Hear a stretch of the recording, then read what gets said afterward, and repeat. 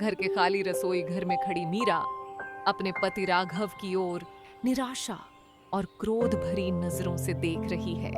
राघव, क्या आपकी आंखें इन खाली पड्ढे बर्तनों का खालीपन नहीं देख पा रही हैं? आखिर हम कब तक केवल झूठे दिलासों और उम्मीदों की ढाल बनाकर अपनी जिंदगी काटेंगे? हमारे इस पूरे इलाके में केवल हमारा ही एक ऐसा बदनसीब दरवाज़ा है जहां आधे महीने तो चूल्हा सिर्फ धुआं और राख छोड़ने के लिए ही जलाया जाता है। मोहल्ले की बाकी औरतें जब मिलती हैं तो नए परिधानों और आभूषणों की चर्चा करती हैं, लेकिन मेरी किस्मत तो देखिए, मैं यहाँ केवल 2 समय के भोजन का प्रबंध करने के लिए भी तड़प रही हूँ। राघव अपनी पत्नी मीरा के मुरझाए हुए चेहरे को देखते हुए सांत्वना देने की कोशिश करता है, जबकि मीरा की आंखों में अब धैर्य की जगह विद्रोह साफ दिख रहा है। भाग्यवान, तुम इस बात से भली भांति परिचित हो कि मैं परिश्रम करने में कभी कोई कमी नहीं रहने देता। सूर्योदय की पहली किरण फूटने से पूर्व ही मैं घने वन की ओर निकल पड्डू एचता हूं और संध्या होने तक भारी लग्धियों का बोझ ढोकर वापस आता हूं। काष्ठ काटना ही हमारे पूर्वजों की कला है और इसी कौशल से आज तक हमारा जीवन निर्वाह हुआ है। मैं स्वीकार करता हूं कि अब भी समय विपरीत चल रहा है, परंतु अटूट परिश्रम का फल देर सबेर अवश्य मिलता है। तुम तनिक भी व्याकुल न हो। आज मैं जंगल के उस दुर्गम क्षेत्र में जाऊंगा जहां की चंदन और कीमती लकड़ियां नगर के बाजारों में बहुत ऊंचे दामों पर बेची जाती हैं। बस थोड़ा सा सब्र रखो, ईश्वर की कृपा से सब मंगल होगा। धैर्य? राघव, पिछले 1 दशक से मैं केवल सब्र और संतोष का कड़ीडी यावा घूंट पीकर ही अपना जीवन बिता रही हूँ। अब आपकी ये सांत्वना भरी बातें मेरे मन को शांति नहीं देती, बल्कि किसी पुराने घाव पर नमक की तरह चुभती हैं। क्या इस संसार में लकड़ियाँ काटने के अतिरिक्त और कोई व्यवसाय शेष नहीं बचा है? आप गांव के किसी बद्धे भूस्वामी या जमींदार के यहाँ कृषि कार्य क्यों नहीं संभाल लेते, अथवा नगर जाकर कोई उचित और सम्मानजनक रोजगार क्यों नहीं खोजते जहाँ निश्चित आय तो हो? मीरा की आवाज में अब लाचारी और गुस्से का मिला जुला स्वर है। वह अपनी खाली हथेलियों को देखते हुए राघव को अपनी व्यथा सुनाती है। राघव, इन भारी लकड़ियों को ढो ढो कर आप केवल अपने कंधों का बोझ और शरीर की हड्डियां तोड़ रहे हैं। हासिल कुछ नहीं हो रहा। मैं अब इस कंगाली और पेट की असहनीय भूख को और अधिक सहन करने की शक्ति खो चुकी हूँ। मेरी अभिलाषा बहुत बड़ी नहीं है।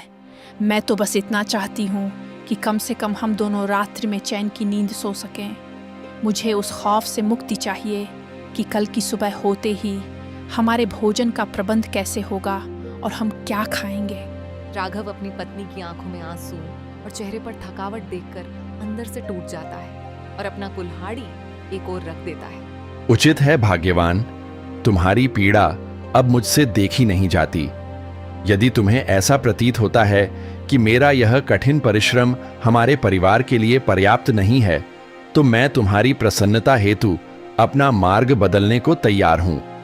मैं तुम्हें वचन देता हूं कि आज इसी क्षण से मैं लकड़ी काटने का काम छोड़कर किसी अन्य नए कार्य और रोजगार की खोज आरंभ कर दूंगा। राघव अपनी पत्नी मीरा के हाथों को थामकर उसे ढांढस बंधाता है। उसकी आंखों में एक नई चमक और संकल्प दिखाई दे रहा है। मीरा, मैं लकड़ी काटने के कठिन परिश्रम के साथ साथ आज ही गांव के बड़े भूस्वामी और जमींदार जी से भी भेंट करूंगा। मैं उनसे विनम्रता पूर्वक यह आग्रह करूंगा कि क्या उनके पास मेरे सामर्थ्य के अनुसार कोई अन्य कार्य शेष है। मैं कदापि यह सहन नहीं कर सकता कि तुम्हारी इन सुंदर आंखों में कभी भी दरिद्रता या दुखों के काले बादल छाएं। मैं तुमसे यह अटूट वचन देता हूं कि मैं जीवन की चुनौतियों से हार नहीं मानूंगा। बस आज का यह अंतिम दिन किसी प्रकार धैर्यपूर्वक व्यतीत कर लो। जब मैं संध्या के समय घर वापस आऊंगा तो पूर्ण विश्वास है कि कोई मंगल समाचार अवश्य लाऊंगा। अब तनिक अपने मुख पर प्रसन्नता ले आओ। तुम्हारी यह मुस्कान ही मेरे जीवन की वास्तविक पूंजी और संबल है।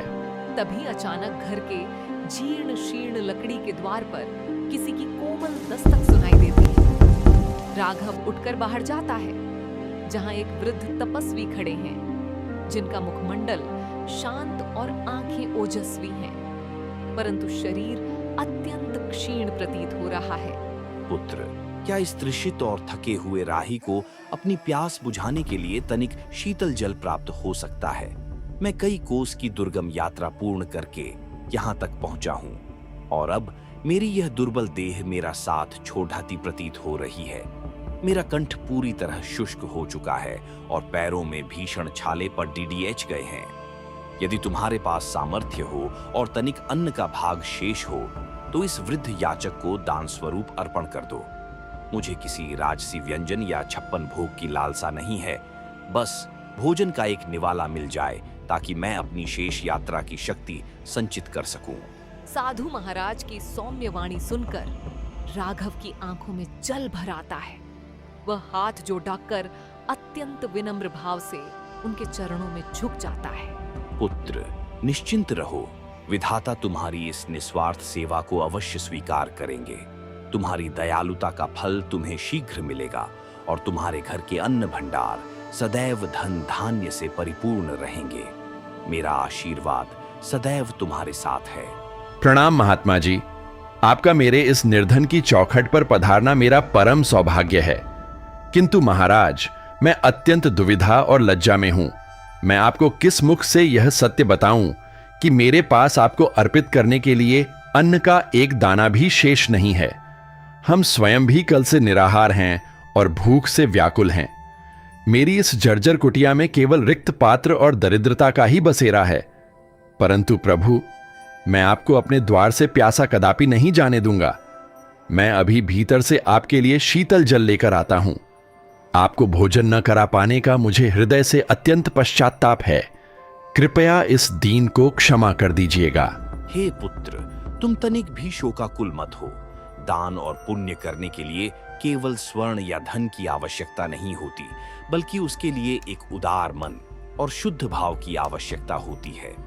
तुम्हारी इन करुणा भरी आंखों में जो परोपकार का भाव है, वह संसार के किसी भी राजसी 56 भोग से कहीं अधिक संतोष और तृप्ति देने वाला है। तुम बस जल ले आओ, वही मेरे थके हुए शरीर के लिए किसी दिव्य अमृत के समान होगा। वृद्ध तपस्वी की ओजस्वी वाणी सुनकर राघव का मन शांत हो गया। साधु महाराज ने अपनी मंद मुस्कान के साथ राघव की ओर देखा और उसके चरित्र की सराहना की। पुत्र, किसी भी मनुष्य के चरित्र की वास्तविक परीक्षा उसके अभाव और संकट के समय ही होती है। तुमने स्वयं विपत्ति में होकर भी अतिथि सत्कार के अपने परम धर्म का निर्वाह किया है। यह अत्यंत प्रशंसनीय है। जाओ बेटा, तुम जल ले आओ। मैं यहीं इसी स्थान पर तुम्हारी प्रतीक्षा कर रहा हूँ। तुम्हारी इस निश्चल सादगी और निस्वार्थ सेवा ने मेरे हृदय को जीत लिया है। जैसे ही राघव ने उस दिव्य योगी को शीतल जल अर्पित किया, योगी का मुखमंडल किसी अलौकिक तेज से चमक उठा। उन्होंने अत्यंत प्रसन्न मुद्रा में राघव के सिर पर अपना हाथ रखकर उसे आशीष दिया। राघव, तुम्हारी अटूट सेवा भावना और करुणा देखकर मैं अत्यंत अभिभूत हूँ। मैं तुम्हें आज 3 ऐसे दुर्लभ वरदान प्रदान करता हूँ जो किसी भी साधारण मनुष्य की कल्पना और पहुंच से बहुत परे हैं। अब से तुम जो भी संकल्प करोगे वह तत्काल सत्य हो जाएगा। हे पुत्र, अपनी प्रथम इच्छा प्रकट करो, परंतु सदैव स्मरण रखना, इन वरदानों का प्रयोग अत्यंत सूझबूझ और विवेक के साथ करना। तुम धन संपत्ति, ऐश्वर्य, दीर्घायु अथवा असीमित शक्ति में से कुछ भी। राघव ने तनिक विचार किया और अत्यंत विनम्रता पूर्वक अपने हाथ जोड़कर महात्मा जी के सम्मुख अपनी विचित्र किंतु सोची समझी इच्छा प्रकट की। हे महात्मा जी, आपने तो मुझे अत्यंत धर्म संकट और बड्ढी परीक्षा में डाल दिया है।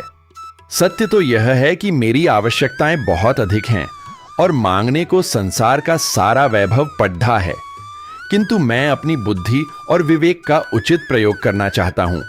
मेरा प्रथम वरदान यह है कि मेरी यह पुरानी कुल्हाड़ी, जिसे मैं अपने प्राणों से भी अधिक प्रिय मानता हूं और जो मेरी आजीविका का एकमात्र साधन है, उसमें एक चमत्कारिक शक्ति समा जाए।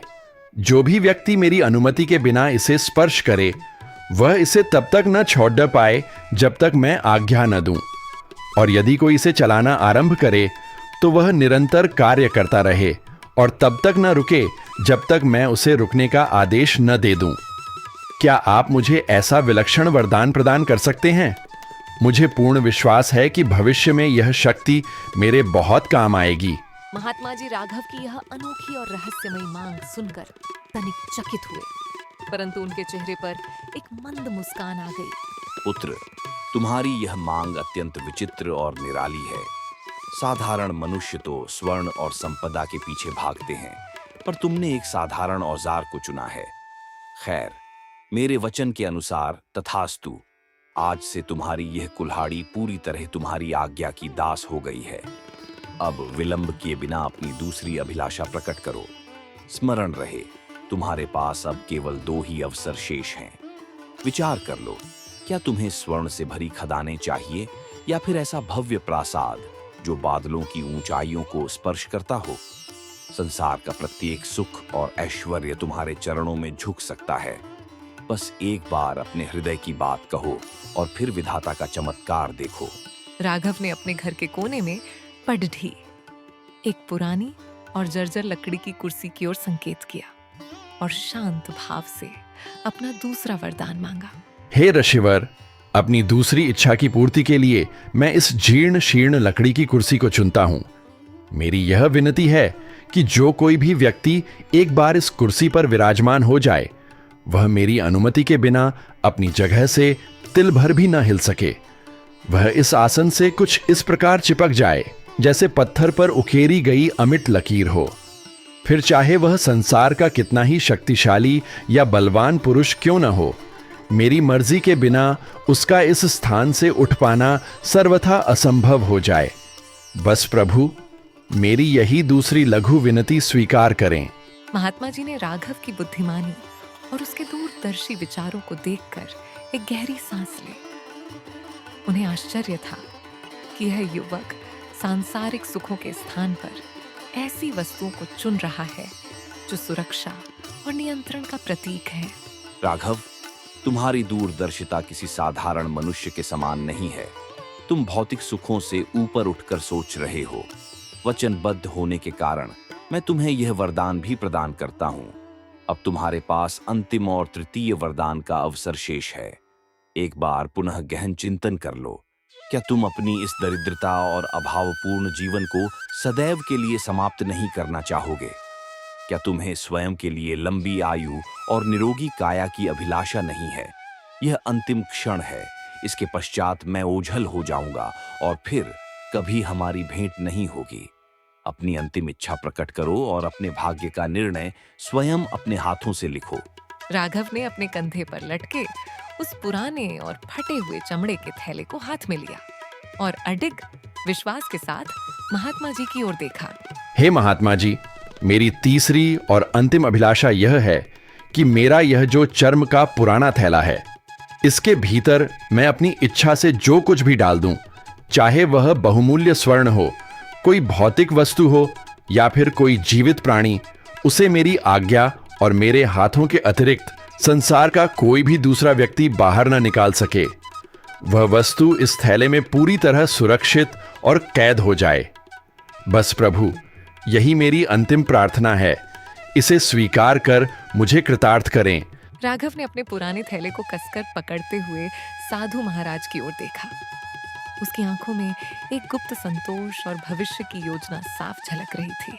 हे ऋषिवर, मेरी अंतिम अभिलाषा यही है कि वह वस्तु या जीव उस थैले की अनंत गहराई में तब तक पूर्णतः कैद रहे जब तक मैं स्वयं अपने हाथों से उसे मुक्त न कर दूं। संसार की कोई भी शक्ति उसे मेरी इच्छा के विरुद्ध उस थैले से बाहर न ला सके। बस यही मेरी अंतिम और अटूट मांग है। साधु महाराज ने अपनी जटाएं हिलाते हुए मंद मंद मुस्कुराया। उन्हें राघव की चतुराई का आभास हो गया था। उन्होंने अपना हाथ उठाकर अंतिम आशीर्वाद दिया। राघव, तुम्हारी सोच वास्तव में किसी साधारण मनुष्य के विवेक से मेल नहीं खाती। तुम्हारी ये मांगें अत्यंत विचित्र और विलक्षण हैं, परंतु मेरे वचन के अनुसार तथास्तु। तुम्हारी ये तीनों मनोकामनाएं आज से सिद्ध हुई। सदैव स्मरण रखना पुत्र, वरदान की सार्थकता तभी सिद्ध होती है जब उनका सदुपयोग सही समय और सही परिस्थिति में किया जाए। इतना कहते ही साधु महाराज वहां से ओझल हो गए। जैसे ही साधु बाबा की आकृति आंखों से ओझल हुई, मीरा, जो अब तक मौन धारण किए सब देख रही थी, उसका धैर्य अचानक टूट गया और वह क्रोध से तिलमिला उठी। वाह राघव, क्या अद्भुत और महान बुद्धिमानी का प्रदर्शन किया है आपने। साक्षात विधाता स्वयं आपके द्वार पर पधार कर आपसे कह रहे थे कि धन दौलत मांग लो, संसार का सारा सुख वैभव मांग लो, परंतु आपने क्या मांगा? एक पुरानी कुल्हाड़ी, एक टूटी कुर्सी और एक फटा हुआ थैला। क्या इन निर्जीव और बेजान वस्तुओं से मेरा और आपका खाली पेट भरेगा? क्या इन तुच्छ वरदानों से हमारे सिर की यह जर्जर छत कभी पक्की हो पाएगी? आपने आज हमारे स्वर्णिम भविष्य की अपने हाथों बलि चढ़ा दी है। मीरा की आंखों से अश्रु बहने लगे। उसका स्वर तीखा और हृदय विदारक था, मानो उसकी सारी उम्मीदें एक पल में धराशायी हो गई हों। राघव, मैं यहाँ अन्न के एक एक दाने के लिए तरस रही हूँ, अपनी भूख और लाचारी से जूझ रही हूँ, और आपने ऐसे व्यर्थ के वरदान मांग लिए जिनका कोई आधार ही नहीं है। आज आपने अपनी इस मूर्खता से यह सिद्ध कर दिया कि आप जीवन में कभी भी उन्नति नहीं कर सकते। काश वह वरदान मांगने का अवसर विधाता ने मुझे दिया होता तो मैं आज ही अपनी इस दरिद्र झोपड़ी को एक भव्य राजमहल में परिवर्तित कर देती और हमारी सारी पीड़ा का अंत कर देती। राघव ने अपनी पत्नी के आक्रोश को शांत भाव से सुना और अत्यंत आत्मविश्वास के साथ उसके समीप जाकर धीमे स्वर में उसे समझाने का प्रयास किया। भाग्यवान, तुम इस समय केवल इन साधारण और तुच्छ वस्तुओं को देख रही हो, परंतु मेरी दृष्टि में ये हमारे जीवन के अभेद्य सुरक्षा कवच हैं। स्मरण रखना, कभी कभी सीधे मार्ग से मांगा हुआ धन और वैभव अधिक समय तक स्थिर नहीं रहता, परंतु जो संपत्ति बुद्धि और चतुराई से अर्जित की जाती है वह सदैव साथ निभाती है। तुम मुझ पर तनिक विश्वास रखो, ये 3 वरदान हमें वह प्रत्येक सुख सुविधा दिलाएंगे जिसकी तुमने अभिलाषा की है। मैंने जो मांगा है उसके पीछे एक अत्यंत गहरा रहस्य छिपा है जो उचित समय आने पर स्वतः ही तुम्हें समझ आ जाएगा। अभी स्वयं को शांत करो, क्योंकि आने वाला समय हमारे लिए बहुत बड़ी चुनौतियां और परीक्षा लेकर आने वाला है। अपनी पत्नी के कटु वचनों और तानों से हृदय में गहरी चोट खाकर राघव ने अपनी वही पुरानी कुल्हाड़ी कंधे पर उठाई और बिना पीछे मुद्दे चंदनपुर के सबसे घने, अंधकारमय और डरावने वन की ओर प्रस्थान कर दिया। दोपहर की चिलचिलाती धूप विशाल वृक्षों की घनी शाखाओं को चीरते हुए धरती पर पहुंचने का असफल प्रयास कर रही थी। थककर चूर राघव एक प्राचीन बरगद की जड्डों के पास बैठ गया। हे ईश्वर, क्या मेरे भाग्य के सितारों में सदैव दर दर की ठोकरें खाना ही अंकित है? आज ऐसा प्रतीत हो रहा है जैसे मीरा का क्रोध और उसकी बातें सर्वथा उचित थीं। यदि मैंने उस दयालु महात्मा से स्वर्ण की मुद्राओं का भंडार मांग लिया होता तो कम से कम आज मुझे इस भयानक वन में इस प्रकार दरिद्रता के कारण भटकना तो नहीं पड़ देखता। पेट में अन्न का एक अंश तक नहीं है और देह की शक्ति धीरे धीरे क्षीण होती जा रही है। इस सघन वन में अब सूखी लकड़ियों का मिलना भी अत्यंत दुर्लभ हो गया है। ऐसा आभास होता है मानो ये मूक वृक्ष भी खामोश रहकर मेरी इस कंगाली का उपहास कर रहे हों। मेरी समझ में यह नहीं आ रहा कि मैं सूर्यास्त के पश्चात किस मुख से अपनी कुटिया की ओर कदम बढ़ाऊंगा। राघव अपनी कुल्हाड़ी को सहलाते हुए शून्य में ताकने लगता है। उसकी आंखों के सामने घर का वही दृश्य घूमने लगता है जहां भूख और अभाव का सन्नाटा पसरा हुआ है। वहां तो केवल रिक्त पात्र और मीरा की हृदय विदारक शिकायतें ही मेरा मार्ग जोह रही होंगी। क्या वास्तव में इन बेजान वस्तुओं का वरदान मांगकर मैंने अपने जीवन की सबसे बड़ी भूल कर दी है? आखिर कैसे ये कुल्हाड़ी और ये थैला हमारे जीवन का अंधकार दूर करेंगे? मुझे अब अपनी ही बुद्धि पर संदेह होने लगा है। काश समय को पीछे ले जाकर मैं उन वरदानों को बदल पाता। तभी झाड़ियों के पीछे से एक विचित्र और रहस्यमयी वृद्ध व्यक्ति प्रकट हुआ। उसके मुख पर एक अत्यंत कुटिल और डरावनी मुस्कान खेल रही थी। वह धीमी गति से राघव की ओर बढ़ने लगा। राघव ने ध्यान दिया कि उस वृद्ध के कदमों की ध्वनि किसी सामान्य मनुष्य जैसी नहीं थी। जब उसकी दृष्टि नीचे गई तो उसके प्राण सूख गए। उस वृद्ध के पैर मनुष्यों के समान नहीं, बल्कि पशुओं के खुरों जैसे थे। हे ओजस्वी युवक, इस निर्जन और भयानक वन के मध्य इतने व्याकुल और उदास होकर क्यों विराजमान हो? तुम्हारी ये शोक भरी आहें तो इस सघन वन के हरे पत्तों को भी झुलसाकर शुष्क कर रही हैं। आखिर ऐसी क्या विपदा आन पड़ी है?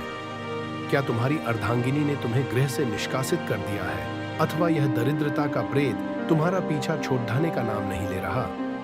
मेरी ओर देखो, मैं इस अनंत वन का अत्यंत प्राचीन निवासी हूँ और मनुष्यों के अंतर्मन में छिपे दुखों को उनके मुखमंडल से ही भांप लेने की अद्भुत शक्ति रखता हूँ।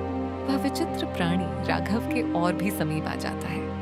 उसकी आंखों में एक ऐसी चमक है जो राघव के भीतर भय उत्पन्न कर रही है। घबराओ मत पुत्र, इस वीराने में लोग प्रायः अपनी किस्मत को कोसने ही आते हैं, परंतु तुम साधारण लगददी हारे प्रतीत नहीं होते। तुम्हारे पास जो यह पुरानी कुल्हाड़ी है, इसमें मुझे कुछ विशेष आभास हो रहा है। क्या तुम अपनी इस दीन अवस्था को सदैव के लिए समाप्त करना चाहते हो? यदि तुम चाहो तो मैं तुम्हारी इस दरिद्रता को पल भर में ऐश्वर्य में बदल सकता हूँ। बस तुम्हें मेरी एक छोटी सी शर्त माननी होगी। वह विचित्र प्राणी अपनी चमकीली आंखों से राघव को घूरते हुए एक डरावनी हंसी हंसता है और अपने हाथ हवा में लहराते हुए राघव के ओर करीब आ जाता है। तुम्हारी दयनीय अवस्था को देखकर मेरे पाषाण हृदय में भी करुणा उत्पन्न हो रही है। यदि तुम हृदय से चाहो तो मैं तुम्हारी इस संपूर्ण दरिद्रता और अभावों को केवल एक क्षण में समूल नष्ट कर सकता हूँ। तुम्हें स्वर्ण और वैभव के ऐसे शिखर पर पहुंचा सकता हूँ जिसकी तुमने स्वप्न में भी कल्पना न की होगी।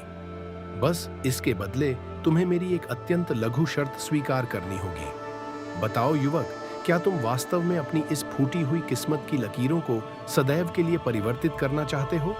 राघव उस वृद्ध के डरावने स्वरूप और उसके पशुवत पैरों को देखकर भीतर तक कांप उठता है, परंतु वह अपने साहस को संचित कर अपनी कुल्हाड़ी को कसकर पकड़ दे लेता है। हे अज्ञात महानुभाव, मैं आपको सादर प्रणाम करता हूं, किंतु इस निर्जन और भयावह वन के मध्य आप अचानक इस प्रकार कहां से प्रकट हो गए?